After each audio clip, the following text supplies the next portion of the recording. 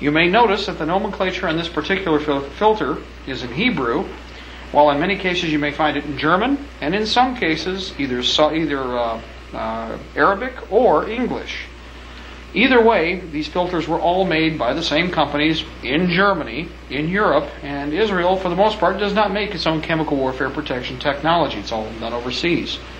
A very special industry. It is important to remember that this filter is a full NBC, nuclear, biological, and chemical warfare protection system. While the filters may be reduced in life because of new chemicals that are brought into the battlefield and new biological agents, this filter is still effective for a set period of time, either plus or minus its original designation, depending entirely upon the attitude and also the density of whatever agent or chemical technology is being employed.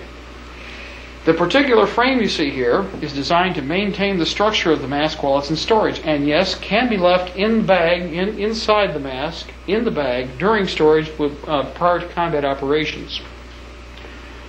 Another piece that is provided in the system is, of course, a drinking apparatus. Now, it will be noted when you try to fit this on a standard U.S. canteen, it won't fit. It is designed around a standard German and or British canteen system, which is popular in Europe but not seen very often in the United States. So you do have to shop around to find a system that will mate with this. Again, it is new. Maintain it with the equipment. You never know what it is you're going to find on the battlefield, so if you don't have it right now, you may still have it in the future. Again, the important thing to remember is at least you have the technology to get out of a situation or to protect you from conventional chemical agents. It is not as likely as most people would like to think that we're going to see heavy biological. Unfortunately for both sides, biological will kill both sides. And even with some precautions that are taken, it is more likely you're going to see, as with the Branch Davidian situation, heavy chemical agents used. Phosgene, mustard gas, CSCN. In whatever configuration or forms, this mask is more than adequate for the technology you're going to face. Also, it will offer some protection against radiological contamination because with the filter in place, the filter will block and load a specific amount of particulates of, say, a radioactive material that is transferred with other dust particles, etc. The filter can be discarded and, of course, buried or disposed of, but it will offer some protection. Obviously, it's not going to protect you from any radioactivity, but it will eliminate some of the possibility of ingestion through the respiratory tract.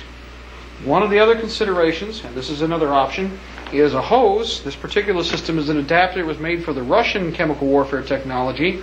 Oh, but those crafty Russians, being what they are, this particular thread system that's on their gas mask is the same as the Israeli and all NATO standard equipment. This umbilicus can be attached, and the standard filter attached to it, and you have, of course, an extension device which takes the filter away from the front of the face, and the filter can be stationed in another location or inside the gas mask bag itself when worn in a high carry system to the left of the body. There are different advantages to this, and obviously, not the least of which is filter changing, which is more easily controlled with the device not sitting on the end of the face. One of the other advantages to this system is obviously the cost. These are very economical gas mask systems. They're as sophisticated as the M17 US mask presently in issue, or A1 or A2, and are as effective as most of the new systems that are online. Now, in addition to the basic gas mask and protection that we do know that it offers, even if you're not in a chemical environment, there are still other safety considerations that should be considered. Number one is eye protection. Yes, I know, OSHA will tell you all about how you basically have to have battle armor simply to use a hammer nowadays. Well, this is for another reason. On the battlefield, there are a number of projectiles, objects, and devices, not the least of which are dirt and sand, which can create a problem for you. And of course, remember, you're a long way from assistance. Cold wind and extreme cold weather. Warm wind or sand and dust in extreme hot weather.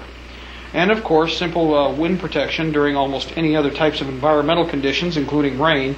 And so it is very desirable that you acquire a combat goggle of some type. Again, at your discretion, with the amount of money or resources you have available, you can choose a basic system. But again, they're simple to stow, very desirable for long-term use, and again, history has proven that they do serve a purpose. One other thing, and again, we're not selling a certain company here or anything like that, but ear protection is important. Many of the weapon systems that we've shown do create a noise peak or hypersonic crack which is detrimental to hearing. Now trust me, when you pull the trigger on that weapon, somebody's going to know where you are. So as far as worrying about hearing what's around you, unfortunately, if you've ever fired a weapon, you do know that it affects the hearing immediately after the first round, and your hearing is reduced dramatically.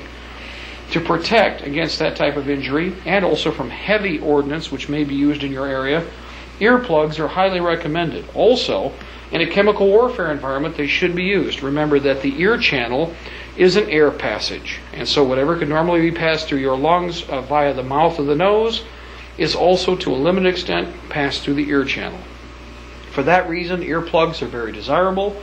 And also, another device which is not demonstrated here, but is demonstrated in other tapes and training aids, a complete hood for the gas mask is also very desirable.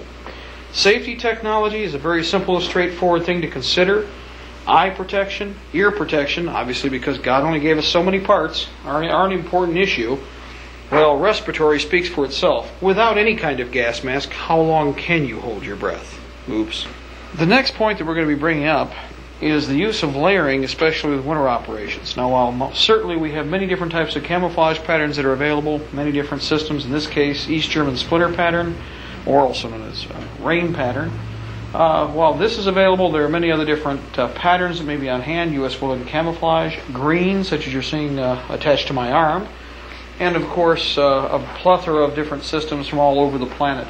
In this case, though, the East German uniforms are a very economical system, and for your non-combatants and your combatants, a very desirable way to go with regard to the purchase of quantities of equipment to keep your people in clothing. In this case, we're looking at standard weight, approximately 65-35 or 50-50 cotton polyester blend uniforms designed to give you a first layer beyond your normal insulated underwear or your conventional skivvies, as the Marines used to call them, and the Navy.